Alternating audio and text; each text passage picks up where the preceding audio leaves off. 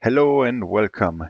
My name is Michael Geig and I lead the UI UX Tech Center in our Professional Services division. I'm co-presenting today with my colleague Alain Laframboise. Over the course of the next 45 minutes, we are going to talk about UI UX best practices for designing stunning web apps, followed by 15 minutes of Q&A. Like the title says, we have one goal for today: to make your next web app stunning. And for that, I will take you on a journey to the magical lands of UI and UX design. But believe me, good design isn't witchcraft. Everybody can do it. Chapter 1: Solve the right problem. How often do you get approached with a request that starts with, "We need a fill in the blank"? For example, "We need a vaccine finder." So where should I start? Your head is spinning. You go down the traditional checklist. Is there an Esri product that I could use? Ops dashboard maybe, store maps. In many cases, an out of the box is perfect or good enough at least, but in our case, it just felt wrong. So maybe we can use a template, we think. But after careful assessment, we found that none of the existing templates matched up with our requirements. They just didn't quite cut it. So next, maybe I can build an app using one of our builders. Web app builder comes to mind. Experience builder sounds really cool. Maybe we can sprinkle in a custom widget or, have more flexibility on the theming part or something. Nah, neither. So we think custom app development it is. It kind of feels intimidating at first, but actually it gives us a lot of flexibility in terms of functionality and integration. But what I think is the biggest benefit is the ability to tailor the user experience to our target audience. So we get to work. We do a competitive analysis. We meet with our client to ask all the tough questions. I create some fancy wireframes. Then we sprinkle some pixie dust all over the wireframes to produce those shiny mockups. We go live with a big announcement, hit 20 million visitors in the first 3 weeks, lightning fast performance, no bugs, no crashes, easy to use, good looking. The app is a huge success. Or is it? After reading through the comments on Twitter, it became evident that people are having a hard time making appointments. Some of the comments were actually pretty harsh. People were really mad because they weren't finding or weren't able to make appointments. And they said it was really too difficult, which really isn't our fault because in the end, our app is a location finder, not an appointment finder, right? Which brings me exactly to my next point. We need to consider the whole experience. Some call it user experience, commercial clients call it customer experience. I call it the total experience, the before, during, and after. Oftentimes we fall into the trap to only cover the during slice of the wheel. I call it the obvious. And I get it. It's easy to gather requirements and turn those requirements into user stories. Like, as a user, I need to be able to search for locations, or I need to see a list of locations on a map, or need to be able to link, maybe by adding a button, to an appointment system. What we really need to do is to expand our standing of the needs, goals, pain points, and sentiments. We could call them touch points of the people. Do I qualify to get a shot yet? Maybe I need to find an appointment and sign up. Maybe I've received the first shot. Now I need a second appointment. Do I need to go and hunt again? Any of those touch points is a potential improvement to our app, especially when you see those frowning smileys. Those are really good indicators for real end user problems, which we could potentially address in our app. So our job is therefore to put ourselves into the shoes of our users and to find as many problems as we can. We need to go out and talk to our users, understand who they are, and ultimately find the right problem to solve. Or, how the great Mr. Miyagi said in the movie The Next Karate Kid, answer only important when asked the right question. Chapter 2. You are not the user. Now you say, okay, Mike, you talk a lot about the user and their needs, but how does that help me design better apps? Thanks for asking. Let's take a look at some designs to find out whether they are good designs and why. First up, Google's search interface. Do you think that this is a good design? Well, you most likely said yes. And most likely you think so because of the generous use of white space and maybe even its utility. At the end, they have a powerful search engine, right? And that's all true, but the real reason why this interface is so great is because it very effectively supports Google's business needs of selling advertisements. We don't even realize it anymore, but sometimes searchers only return ads. So the second example I want to show you is a web page most of you know, Craigslist. It's a very popular platform for selling services and second-hand goods. So what do you think? Is this an example of a good design?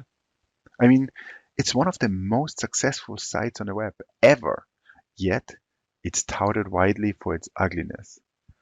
First reactions typically include attributes like boring, outdated, busy, crowded. As a matter of fact, a quick Google search returned dozens of attempts to improve the interface by suggesting beautiful redesigns.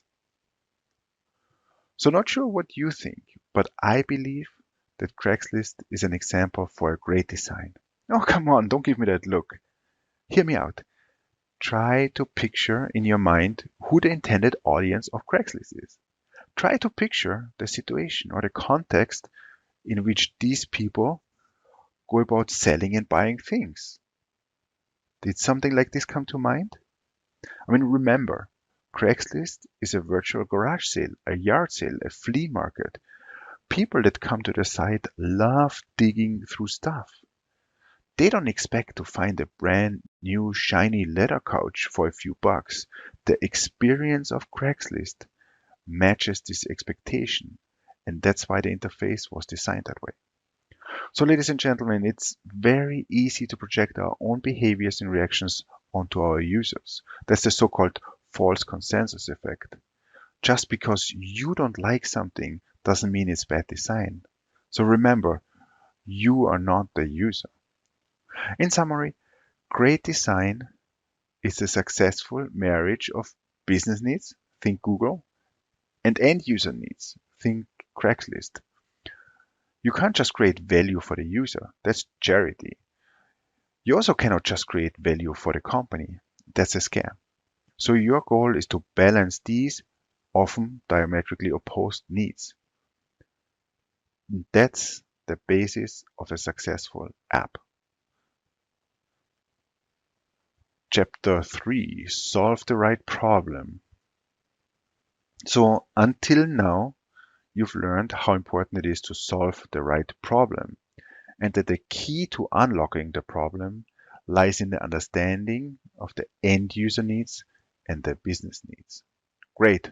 Now comes the fun stuff. Figuring out how to solve the problem right, or in other words, let's explore the solution space and start designing our app. And by the way, don't forget to define the problem definition that's in between the problem and the solution. Sometimes we call it the UX strategy. And unfortunately, what I see all too often is that we are presented with a definition that lacks enough understanding of the problem and or its success metrics, which becomes a problem later during design because you don't know what you measure your designs against. So I want to now talk about 3 tools that will help you on your design journey: the UI patterns, the design systems, and the wireframes. So the first tool is UI patterns. UI pattern libraries have many advantages, and the biggest benefit is that they describe solutions to observed and recurring design problems, so you don't have to reinvent the wheel every time. But they also provide a language for planning and building apps. They give patterns a name. For instance, the hamburger button reveals the drawer navigation. Or it's best to combine the search with the locate me button. Or any full map application needs a focal point. And they also describe how to best use and implement them. Map UI Patterns has currently almost 70 patterns available for you. And as a designer, when you look at this pattern library, you probably want to study them top down. You might want to start by looking at the UX patterns first. UX patterns talk about general best practices that apply to any map app, followed by the layout pattern, which is a very common problem for designers and developers. And I have a special section dedicated for this piece. Next, you want to study workflow patterns that cover common workflows observed in map apps.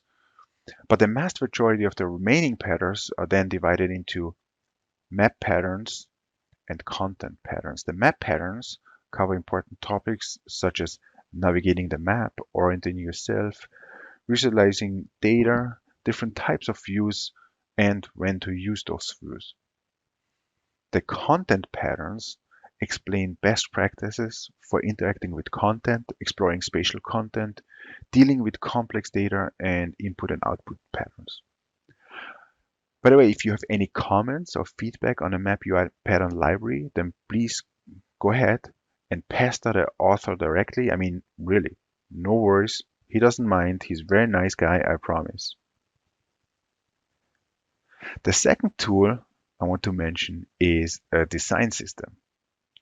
A design system is a central repository of institutional knowledge that includes component libraries, colors, icons, fonts, and recommendations on design and UX.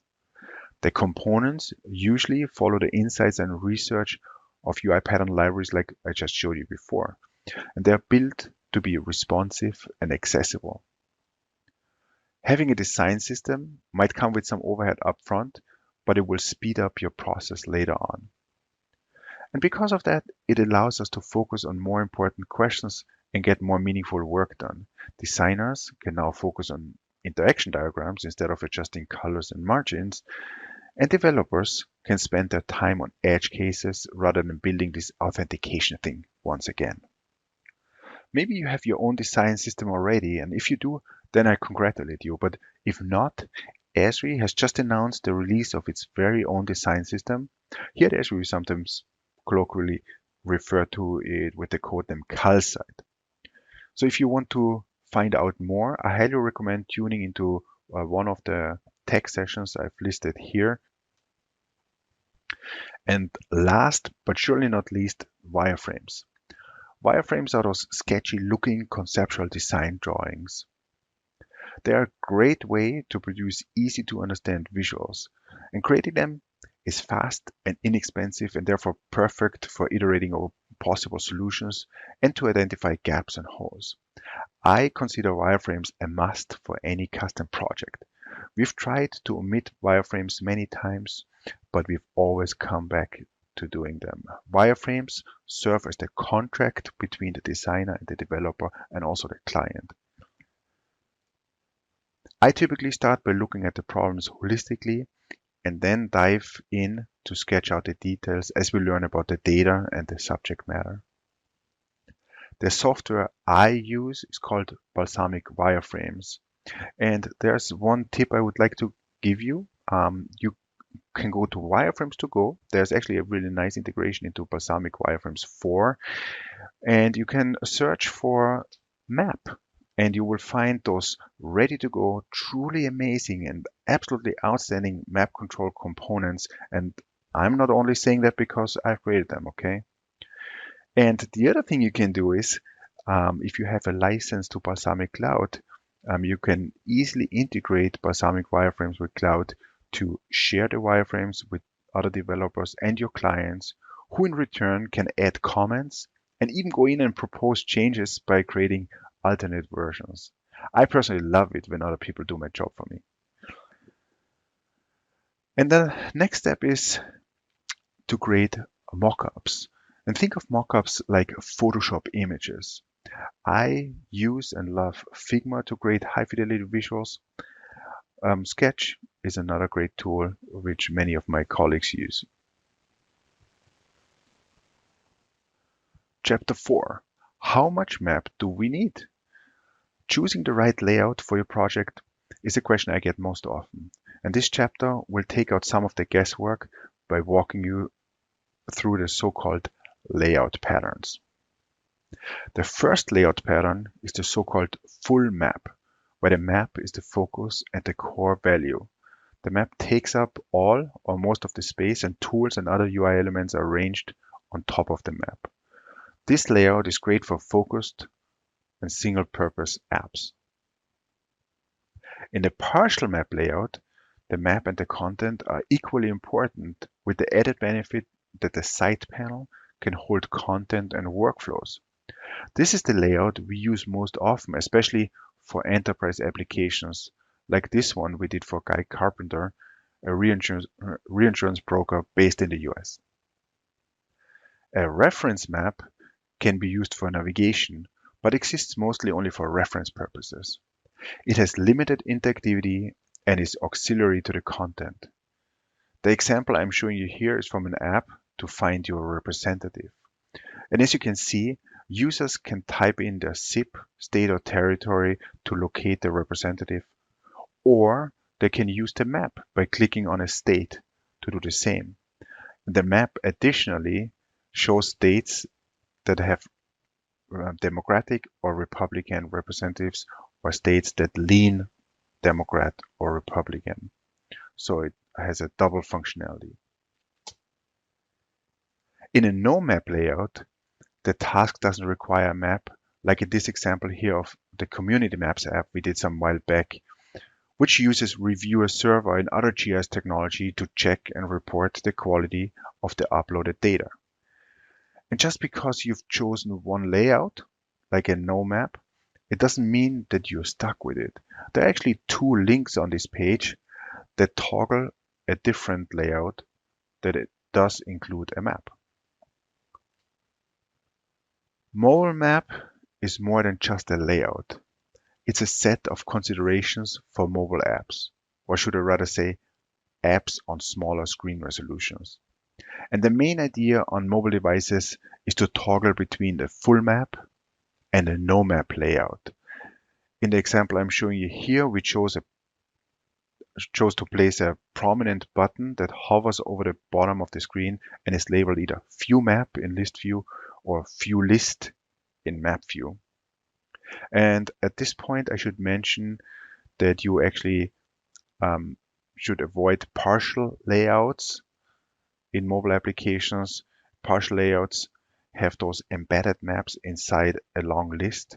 And that's mostly due to this so-called slippy map effect, where users try to scroll down, but then accidentally touch the map, which then starts panning instead of scrolling the page.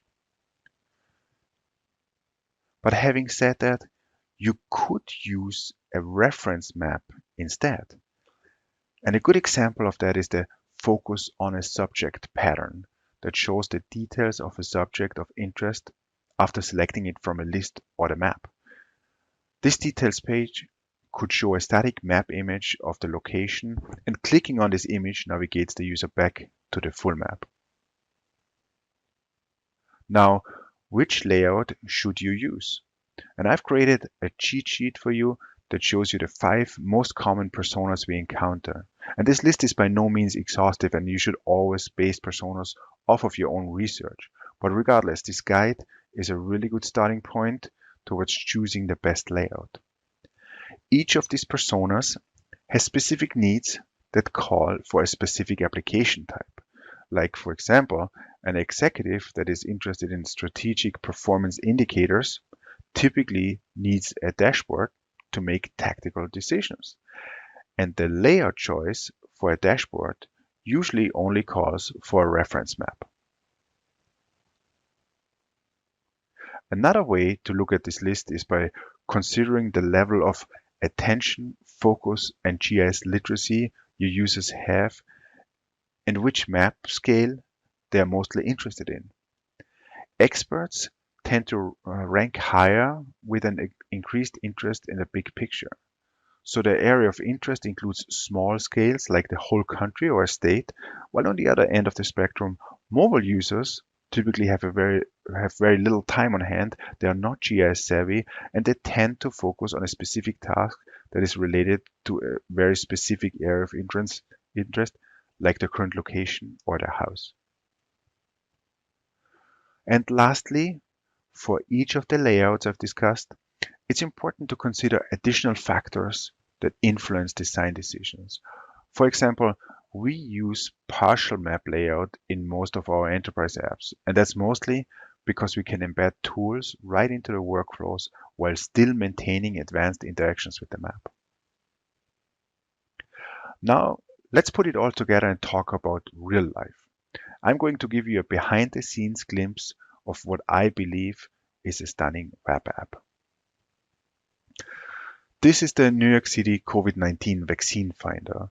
We built it under enormous time pressure over the Christmas holidays.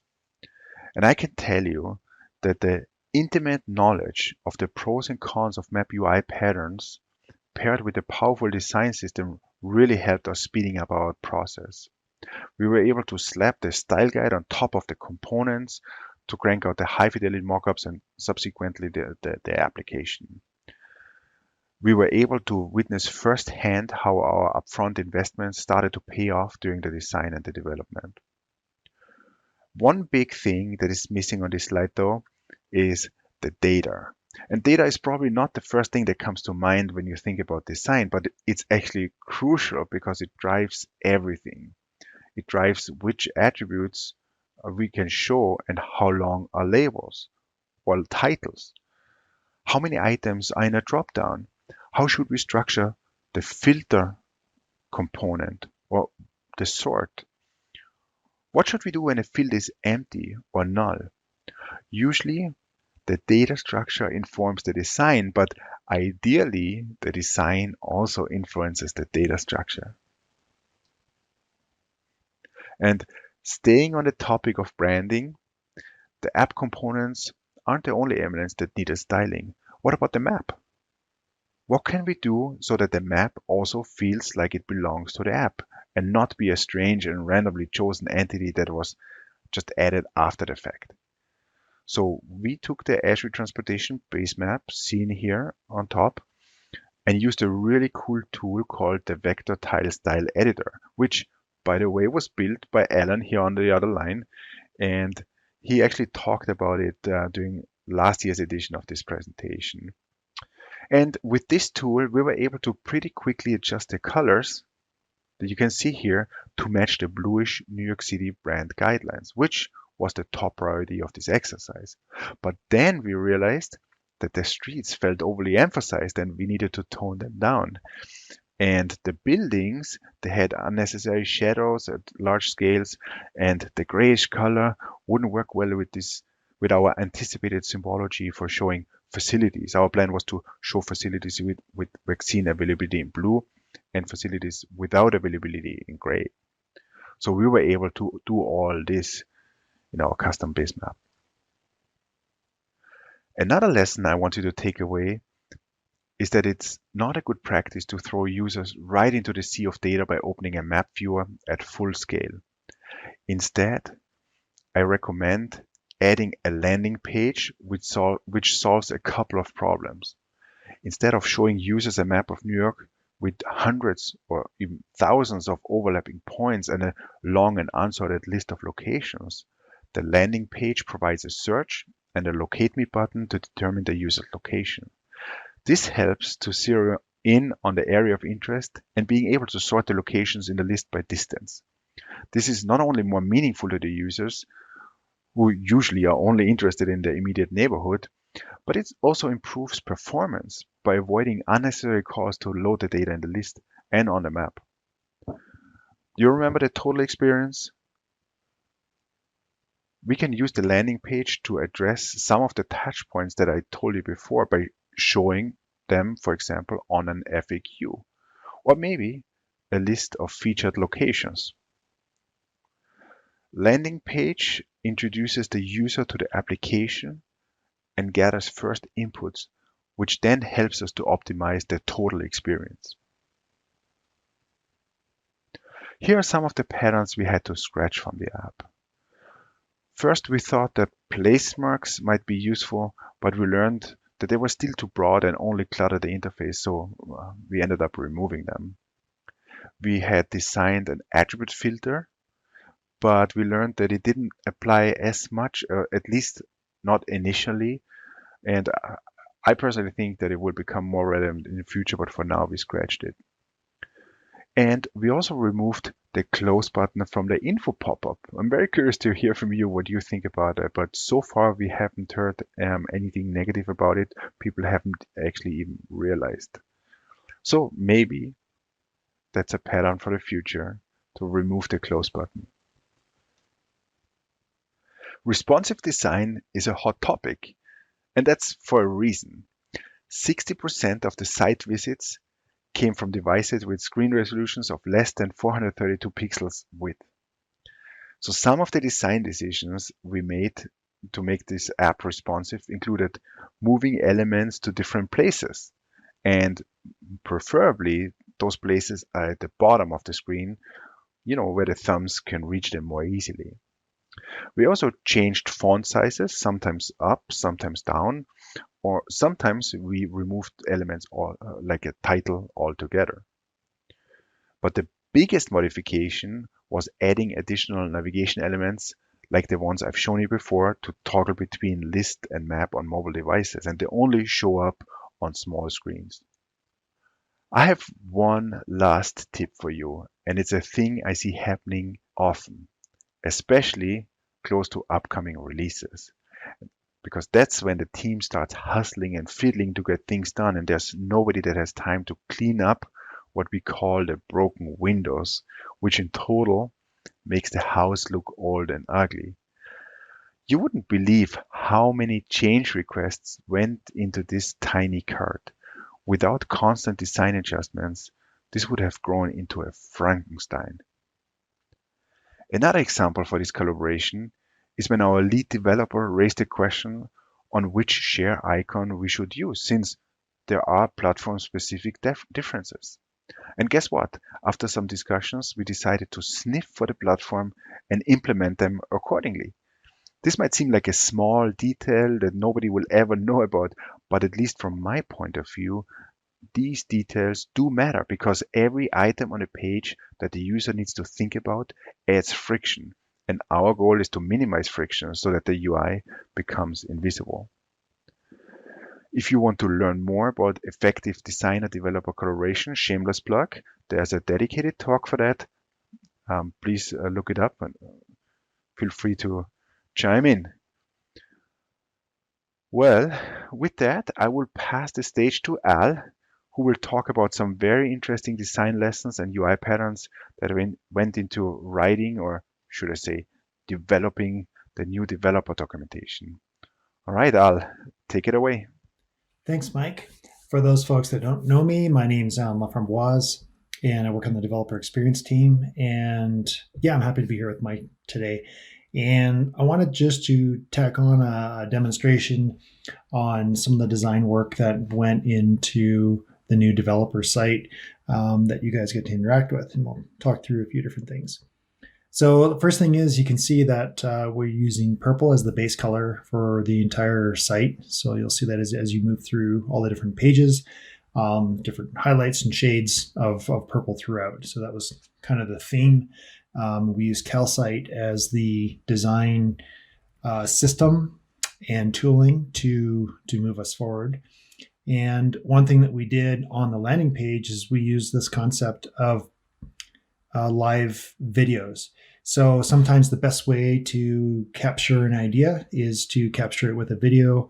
And so, users can click on the different options and play through videos to see 2D and 3D visualization as an example in action. So it's a different way to use maps, but sometimes we're trying to articulate really difficult concepts and ideas. This was the easiest way. So yeah, so I just want to stop on the landing page to discuss that a little bit. And we'll go into the documentation and look at a few different things. So on the initial landing page, depending on who you are, might determine what documentation you're interested in. So we classified things by type. So if you're interested in just mapping APIs, you can sort by that as an example, or location services, or if you're into app builders, then we'll pre-filter all of the different documentation that you can use. Maybe you're interested in platform and just the web platform, so you see the guide that appears as well as the APIs and the guides that appear down below. Or maybe you're just interested in product, so you're an ArcGIS online developer, so what are the guides that are interesting to you? So this is just an example where you can basically filter by pre-selected categories, or you can just type in your own keywords just to see what's available in terms of guides and documentation. So again, the purple theme throughout, you can see the larger illustrations showing guides, the smaller icon showing a reference and links to the different SDKs at your disposal. So let's jump into the Mapping API Location Services guide, and we'll talk through some of the patterns here. So one thing I wanted to do is make it really easy for people to understand language. And as you know, GIS is complicated. It brings lots of language to the table that needs to be understood. So we built in this hover over technology, which basically leads people to a glossary if they want to learn more information. So as you read, you can hover over different words and get this pop-up sort of like this Wikipedia type experience. So that's a design pattern that we built in and throughout the entire guide, and I think it actually worked quite well. So yeah, so there's that. And as we scroll through this landing page, you can see we have this sort of getting started set of guidance here, or for people that want to jump right into chapters, they can do so. And then we'll come back to search in a second, but let's just jump into the getting started. So what this does, it moves you down through the TOC. As we move through the TOC, it kind of helps us, get to the steps that we need to sign up for an account and start developing with the platform and doing good things. Or if you just want to jump over to a tutorial, then we have links directly over to tutorials. And we also have the stepper on the bottom. And this is kind of neat because you can basically use the stepper just to move through the TOC at the same time to get to an endpoint. In this case, we get to the tutorials, and we sort of tutorials by different categories and topics that are available. So for example, for maps, we highlight a couple of them here if you're interested in data, APIs. And then the right-hand TOC too is really important because it gives you like this ability to jump down a page and just kind of browse a page quickly. And when you get to the bottom of the page, we built in a component to move back and forth through pages. So, we could go back that way there if we want, or we could go to the previous page on any other page. So again, all small details, but just hopefully helping the user experience and the user move through the site. So that's down to tutorials, APIs, and so forth. So that's just a little background on some of the design patterns that went into the front page and to try to make it easier just to navigate around. Okay, so let's spend a little bit of time looking at some of the content, how the content's laid out, and some of the applications that were actually built to help exemplify these topics. So as you know, with every project, there are guidelines and rules, business requirements, and user requirements. So for most of our pages, we wanted to keep the apps down to about 250 lines of code. So in this one here, we want to exemplify. So the goal is to exemplify what are map scenes and layers, which is, for the experienced GIS person, is pretty straightforward. For somebody that's brand new to the platform, it's actually quite a lot. So I built this little app, and it basically allows you to toggle back and forth from 2D to 3D to really kind of understand the concept between the two view states, if you will. And if you want, you can change the view and kind of get this really immersive 3D view.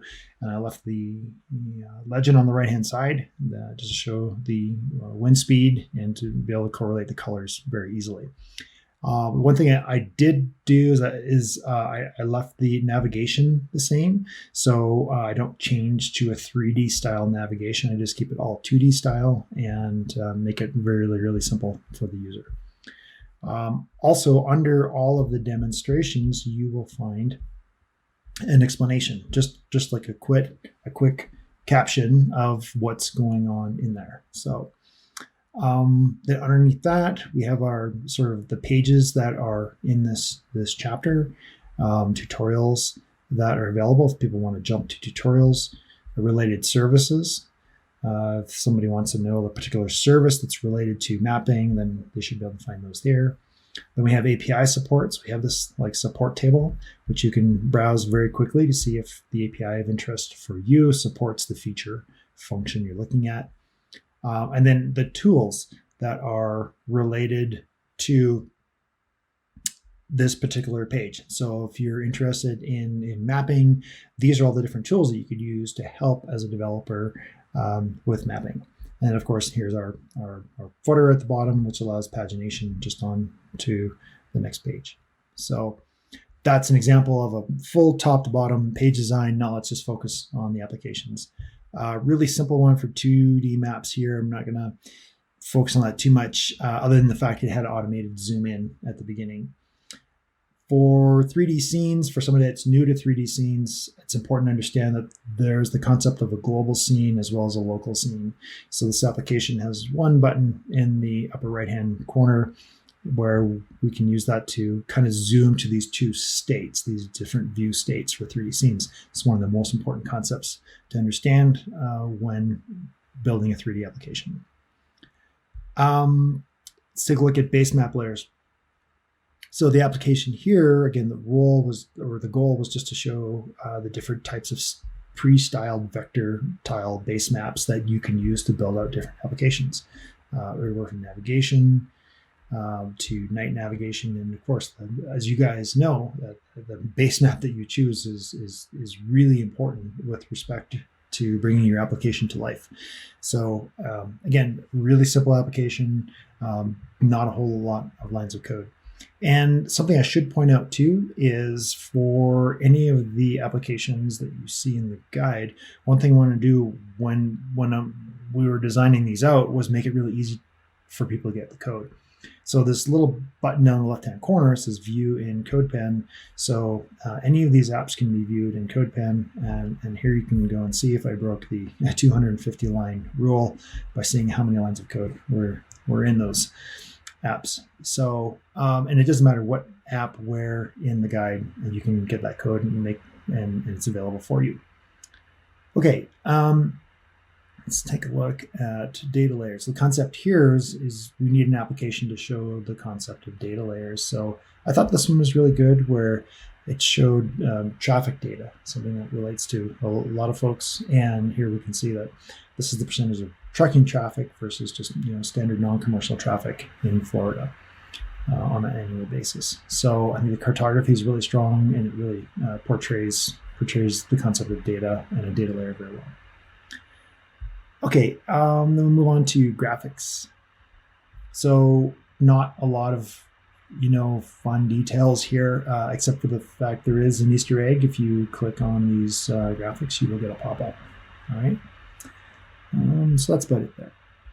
So we go on to visualization, and we'll take a look at some of these applications, because this is where the application design becomes really important, because you're trying to get across a complicated concept. So as you guys know, when you're talking about unique types, you're talking about a unique value map renderer. And when these renders are implemented, they're going to classify based on color and based on data. So these are all of the USA freeway system freeways classified by state highway yellow, interstate red, and US highway purple. And as you can see, the base map is very subdued. It's very dark, and the focus is on the data itself, showing unique types. So I think that's a pretty good example and a good application to show that particular concept. So here's the idea of showing class breaks within data as well. So you're looking at chunks of data values, right? So you're breaking up data values by breaks, and in this case we're looking at high school attainment. And the base map is very subdued. We have a legend here. We can collapse or expand the legend depending on how difficult it is to interpret the data. And of course, it's always helpful to have a legend because otherwise it's just colors on a map. Nobody really knows what it means. The concept of visual variables is also quite complicated. And this map, I think, portrays the concept of temperature quite clearly, even though you still might want to go to the legend to look at what the weather conditions are, and they show the air temperature, blue being the coldest, red being the warmest in the country. So just a couple ideas on different apps that we put together to show visualization to help explain what visualization is, because of course when you get down further in these pages, they get into a lot of code details and as to how to accomplish the task. So let's jump on to a few other design concepts. So let's take a look at an app I built for search and geocode. So this one here will auto-complete. Basically, it's simulating somebody typing in. Here we're landing at the Eiffel Tower, and then when a user moves around the map, it automatically highlights the features that were selected. In this case, we're looking at grocery stores. And we can change that to restaurants if we want. As you can see, I like this pattern of being able just to hover over and tell the user that they can learn more information if they tap on one of these features that's active. So let's move on to place search. This is a similar application, except it allows the user to move through the features using this pagination in the pop-up itself. So some people like to click on the map, other people just like to move through pagination. So this is just a different design. Another example for auto-suggest, where I'm just programmatically typing in these characters, illustrating the concept of auto-suggest. And this is exactly what the service does. As you provide characters, it gives you results back, and you can present those. So it's all automated with the widget. I think that's about all I want to show there. Let's go on to routing, and let's go on to one of the routing demos. And this here, when the application starts up, it digitizes a start and an end location, calculates the route, and then the app's live. If the user wants to click on the map, it will calculate the route. So again, not that fancy of a design, but again, to squeeze it in under 250 lines of code, I think that's about as good as it gets.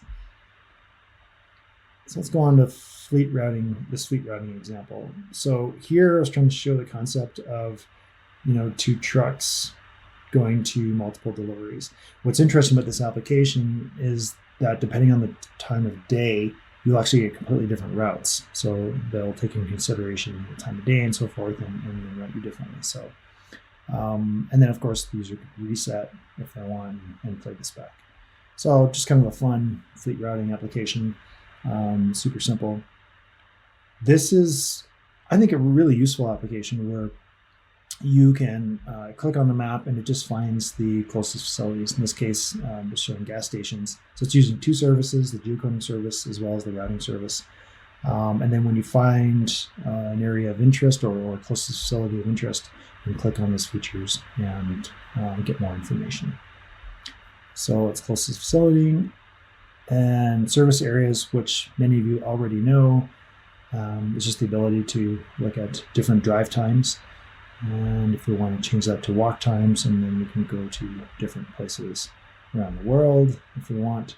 And the orange color was used here because it correlates really well with the color of the roads, because it does represent the time based on the roads and the sidewalks and so forth.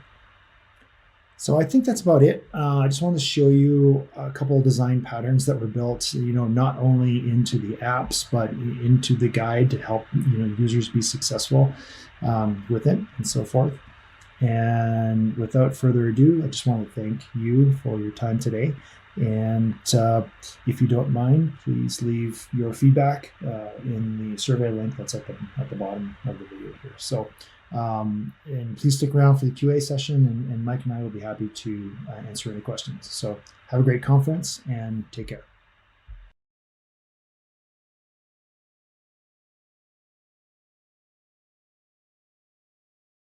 Hello, everybody, and welcome to the live Q&A. I'm joined by Michael Geig and Alan Lafamboise.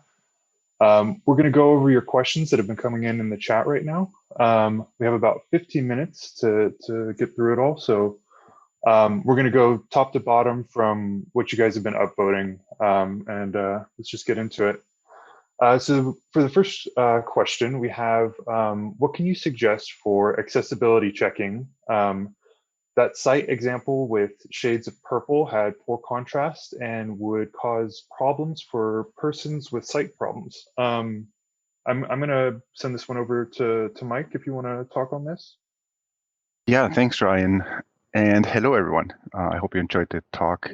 Accessibility, that's a question that comes up a lot. And so I think my first take on accessibility is it's difficult. What I hear many times, especially from developers, is that they don't like accessibility. It's this thing that just takes up time and it's really annoying. But that's actually not the case. Accessibility is really important and should be part of every developer's toolbox and should be at the forefront. So if you follow general best practices for coding techniques, then guess what? You're already building accessibility in. Having said that, for maps, that's kind of a different issue. And I know there are lots of techniques out there that you can use. I would highly recommend to listen into a talk that's called, let me take a look at my notes here. There are two talks, accessible web mapping apps, and the number is 12498 if you want to look it up. It's really good. Kelly Hutchins and yours truly talk about exactly this topic. And there's another talk, testing your apps for accessibility, with the number 12519, where you get additional tips. But besides that, what you can do is to test your apps for accessibility is you can open the Chrome developer tools, and there are a couple of plugins. One is the AXE plugin to test your app, and another one is called a Lighthouse. And there's also the No Coffee Vision Simulator, which essentially shows you the page on different contrasts and color schemes for different color deficiencies. Or you just don't have coffee in the morning, that's fine too. So I think that's answering the question about the tools for accessibility. Did we have another accessibility question? Well, the next question on the deck would be designing map apps that will be used on desktop, tablet, and mobile. How do you prioritize design for one platform over another? What's your strategy for designing multiple devices platforms? And that I think would actually go to you as well, Mike. Yeah, and that's a really good question. And I think I talked about it in the session already. It really depends a lot on your target audience. If you see that the majority of users are mobile users or will use the application out in the field, then your choice is obvious. You do mobile first design, so you optimize your interface for mobile devices, and then you use progressive advancement to make more functionality or more layouts available as the user has larger screen devices. If you see the majority of users is desktop users, then you actually do the opposite. You follow graceful degradation of functionality. So you remove functionality as the screen sizes get smaller. and you hide functionality or remove it altogether. And so that would be my strategy approach here. So mobile first is a nice way of thinking or in designing applications, because it kind of forces you into thinking about essential components first and then have everything else as an afterthought. But I think you always need to consider your target audience first and foremost. Excellent. And then we have a question floating around that's kind of like a follow-up on that. So I'm just going to ask it, for mobile users, what assumptions can be made as far as available resolution or computer power? Does this factor into best practices or design? Yeah, so that's a really good question. So what we've seen from working on the New York City vaccine finder is that over 60% of users use their mobile phones to access their site, which is a considerable amount of people.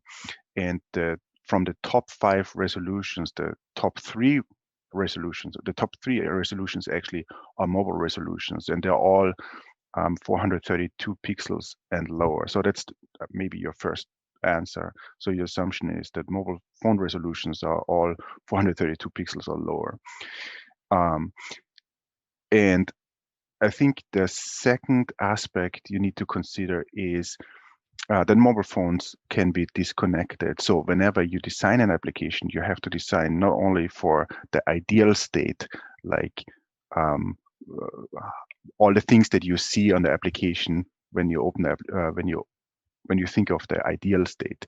No, you also have to think of the empty state. What happens if the user searches for something or filters something and there are no results, right? Should we show an empty screen, or should we have a nice little graphic? So that's the empty state. Then there's the loading state, so that users don't have to wait for an answer without having a feedback that something is happening, and they might think that the application is broken. And very important for mobile devices, and that's why I mentioned those states, is the error state. So what happens if something goes wrong? And especially on mobile devices, it's very likely that something goes wrong. For example, a mobile phone gets disconnected or loses GPS signal. So what should the application show in those kind of cases? So I think those are the considerations that you need to look at when you design for mobile devices. And I hope that answers the question. Thanks, Mike. Yeah, and one more question, kind of following up on that with a question on design hours. How many hours do you set for assigning for app design? What would you recommend as minimum, maximum amount of time to place towards design? So I know, thank you very much for asking this question, because there's a big misconception that design is expensive, that uh, wireframes takes up time and eats up all the money and everything. And there's one talk I would like to recommend to you, and that's the talk is called Effective Designer Developer Collaboration. If you look at that one, you get a good idea of why it's very important to design. And in the talk, I also mentioned that designing is not expensive. So creating wireframes can take up as little as 8 to 16 hours. But for larger projects, it can obviously get in the 40 hours, but maybe even more, but you only do wireframes. And as you can see, that's not a lot of money when you think down the line. If you are not thinking enough about certain functionality and how to do it, then developers start developing and spending a lot of time just to find out that something hasn't been designed well or isn't implemented correctly, or might not even be needed at all. And that's where the real money wasting comes in. So spending a little more time upfront is really valuable and pays off. And like I said, so 16 to 40 hours is a really good estimate.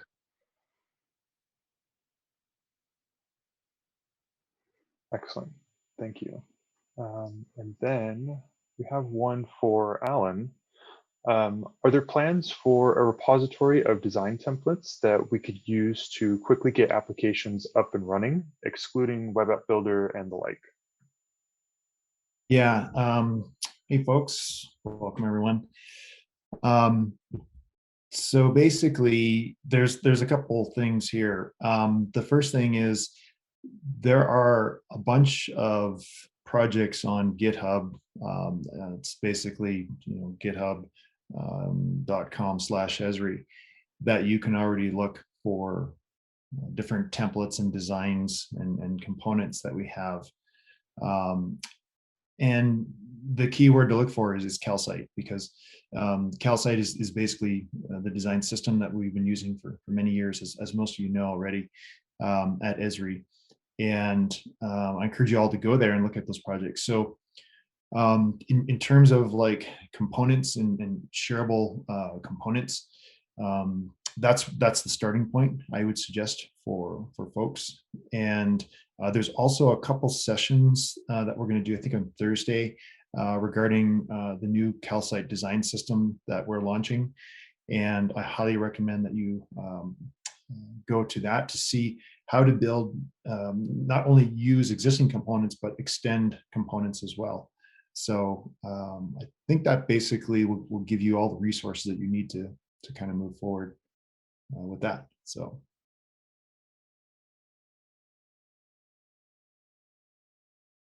Excellent. Thanks, Alan. Okay, next up by popular vote, more on mobile. For mobile users, what assumptions can be made as far as available resolution or computer power? Oh, did I actually ask this question already? I think I did. Yeah, we got that already. Yeah, we got that one. Cool.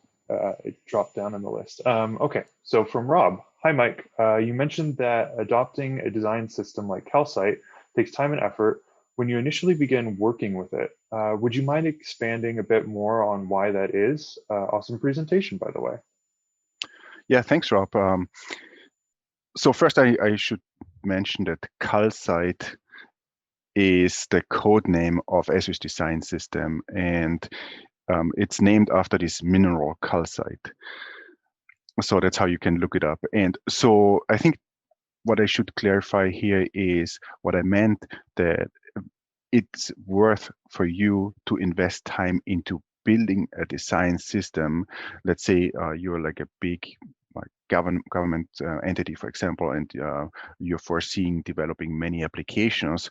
It's really worth to invest into creating those components that can be reused, so you don't have to rebuild the wheel and redesign the wheel over and over again. So in our case, from an Esri perspective, that's exactly why we started, or why a team in Esri started calcite design system, which we have now made available to you for use. So you don't have to design those components, and you can just go in and say, well, let me just grab a button. Think in terms of Bootstrap, right? So you have this Bootstrap design system where you have all those components like a model window available to you, and you can just use it, and you have code samples, and you just copy paste, and you just hook up your events. So there is actually very little investment besides the typical learning curve of getting to know the design system. And it will actually help you a lot down the line, and will optimize your processes. No, what I referred to was if you had to build something for yourself, you have to invest upfront, but then you will save down the road.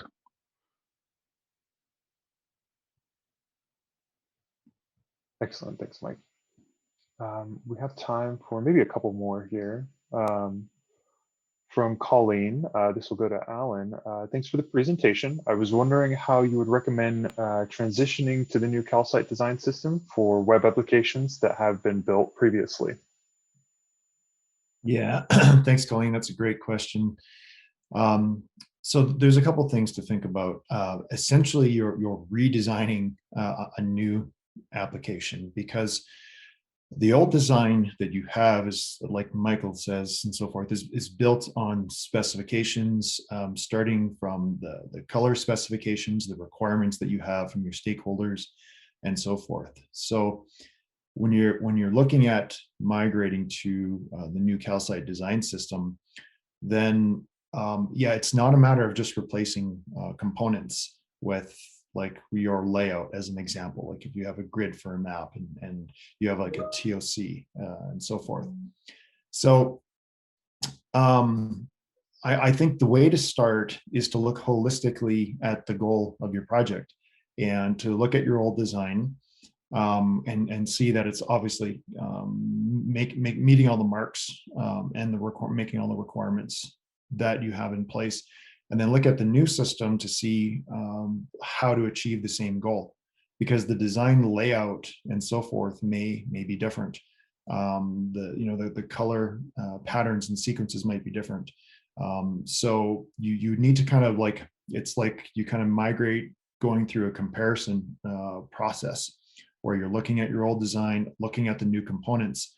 But still, I think something that we often do quite frequently is we look at the design of the app builders and the templates, and we say to ourselves that that's the only design, and that's the best design, and it's not always the case. Where sometimes the best design is the design that you create from scratch to solve the user's problem. So I would leverage that time that you have to migrate from your old platform to a newer platform and a new design system, to reevaluate the design and then improve on it, and then obviously embrace the concept of using components, because the components can be extended as well, so you're not locked into the exact design and look and feel of them. Of course, you can change the style and the layout and the colors and the fonts and so forth to fit your need. So there might be some translation that's actually quite easy. But I encourage you to look at the design and take a look at the new map viewer that we have released that's built on the calcite design system and all those components, and kind of see what you like and what you don't like about that user experience. And you could maybe use that as a bit of a starting point as well. So long-winded question, but just use the opportunity to create the best design to solve the problem.